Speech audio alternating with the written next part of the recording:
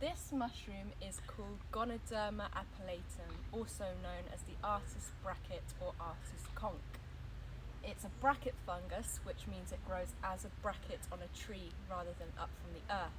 And it's in a group of fungus called polypore mushrooms, poly meaning many, and pores referring to the tubes on the underside where the spores fall from. It's also a medicinal mushroom rather than a mushroom that we can eat. Its qualities being that it's extremely antimicrobial and also immune boosting. Because of its hardy texture, we can't just consume it as it is. We need to process it in a couple of specialised ways in order to extract the benefits. One way would be to make it into a tincture, which involves steeping it in a high proof alcohol for anywhere between a month and 2 months. The other way would be to make a water decoction, which can be used as a soup, as a base for a stew, or just drank as a tea. And that involves breaking it into pieces and simmering it in water for 24-48 hours-ish.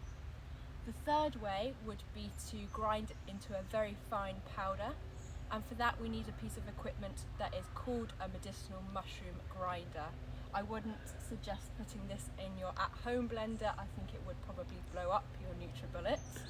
And that turns it into a very fine, almost flour-like substance, which can then be incorporated into cuisine. It's called the artist bracket because it has a very unique identifying feature, which I will show you now. On the underside of this mushroom, you can see it has a white, almost chalky layer, and underneath is a maroon brown colour.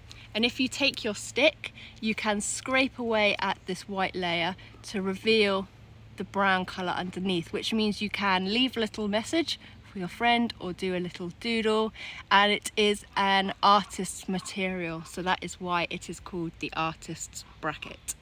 If you see a mushroom that looks like this but doesn't have that feature, it is not the artist's bracket.